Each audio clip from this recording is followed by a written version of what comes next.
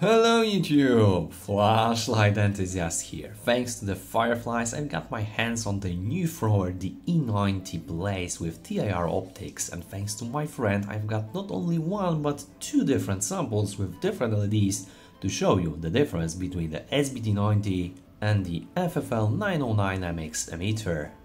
Spoiler alert, they are two completely different flashlights despite sharing same host. Let's see what are the differences between those two models.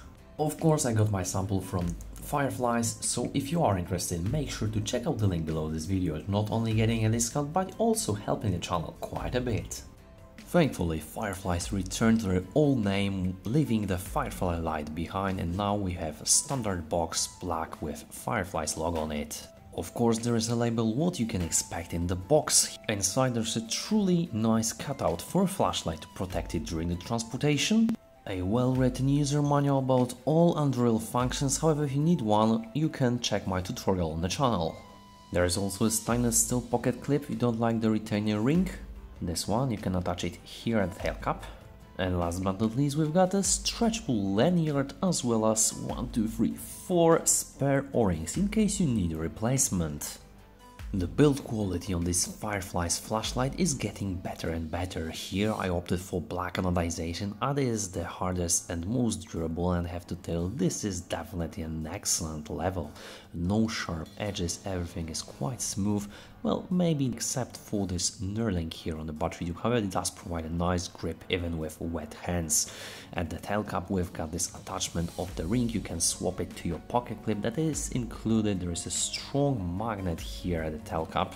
There are several cooling fins at the head which might get quite handy when dealing with turbo or max ramp. Here the legendary magnetic charging port cover, which is quite brilliant in my view, and I really like the design.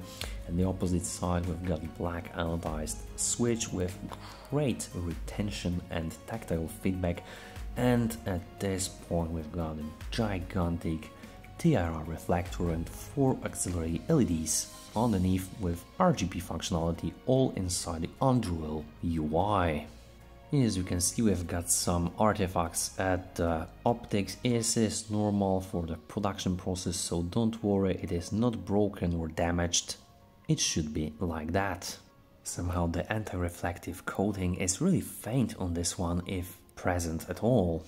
One interesting thing is, as you know, the center is matte finished. It does provide the beam with even smoother edges. I highly encourage you to unscrew the battery compartment from the head side to reveal a really nice set of square threads, well lubricated from the factory. With O-ring, you got 4 replacement O-rings if you need that, and down there we've got a legendary Lumen driver which is used in almost all Fireflies construction. Thick spring, obviously pogo pin contact if you need to upgrade the software. Plain thick spring down there, and the battery is quite thick to dissipate the heat as well. There is no battery included, so I use obviously the Samsung 50S for maximum capacity and good performance. You might ask, Flashlight Enthusiast, why Lumen drive is so great? Well, first of all, you've got Unreal 2 capabilities on this drive, which gives you a ton of possibilities to customize your settings. The second thing is that you get an ultra low moonlight mode, which is almost unseen this kind of flashlight with regulated driver. Speaking of regulation, take a look at this runtime graph. The flashlight does step down, however tries to sustain the highest amount of lumens as the thermal limit allows it, and you can always reset the flashlight when the battery is capable to delivering such amps. Definitely one of the best drivers out there for Unreal 2 UI, and Fireflies got hands on it and does take advantage of this construction. Obviously, there is a USB-C charging port down there with patented cover, magnetic one, which does provide tons of usable features for the regular user but also enthusiasts. While you plug in the USB-C charging source, you will get a purple LED underneath, and in around 2.5 hours you will see the blue one indicating that the charging has been finished. While E90 offers Unreal 2 UI, basic operation is quite simple. One click for on, one click for off, hold it from off to enter the ultra low moonlight mode, hold it there to increase and decrease the brightness. You can have the step mode or stepless dimming. 1, 2, 3 will go in from stepless to step dimming. Now we can also double tap for turbo output, 1 click to turn the flashlight off. You've got your 3 clicks to check the voltage, 1, 2, 3, and now count 1, 2, 3, 4, pause, 1 short blink, which is 4.0 volts, 1 click to turn it off, and you also got your beautiful auxiliary LEDs that you can change while 7 clicking. And now you can hold the switch to cycle between different modes. The flashlight can get quite hot during the turbo and max ramp output, so be careful while setting the thermal limit. No, please don't set it to 70 degrees like I did, please don't do this at home. While both LEDs were advertised as cool white, in my testing they appeared to be closer to 5000K, with FFL909MX being more yellowish and SBT90 3000 Kelvin cooler, however more neutral in the tint. There is a substantial visible difference in the beam pattern. While SBT is quite neutral, you can definitely see that it is a square LED. However, with FFL emitter you've got a round die and it is much more symmetrical when looking at the wall beam shots.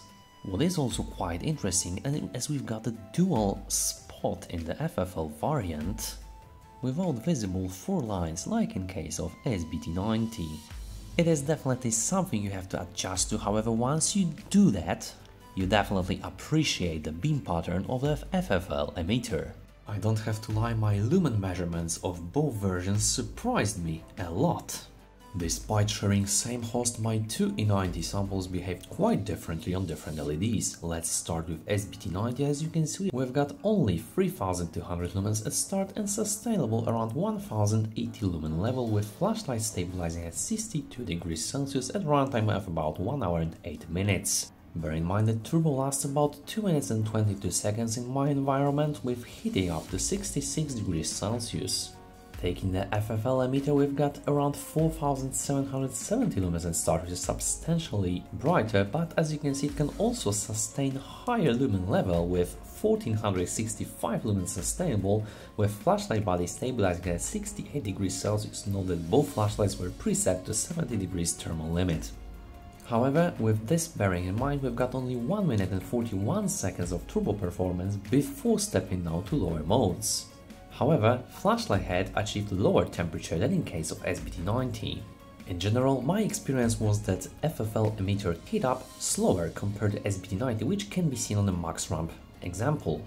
Here we've got a solid performance of over 18 minutes and 35 seconds before a step down occurred, while with the same thermal limit on SBT90 we've got only 13 minutes and 46 seconds of performance before a step down occurred.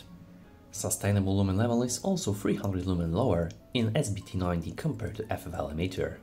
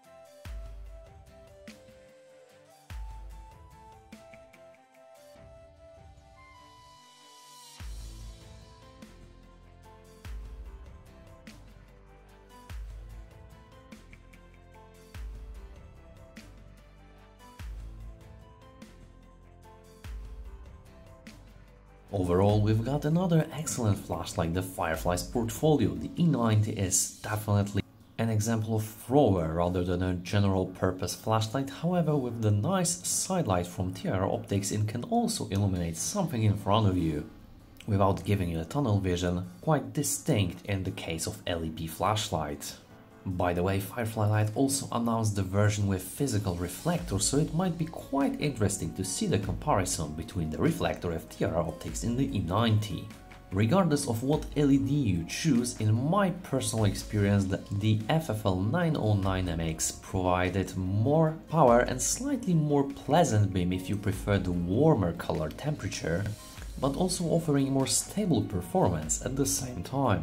Great effort from the Firefly Lite manufacturer to offer their own emitters, and I think their offering is quite competitive to standard American LEDs. One caveat here is that it was the experience of my 2 samples, however, as every flashlight is assembled by hand, your performance might vary and might not be identical to my testing results.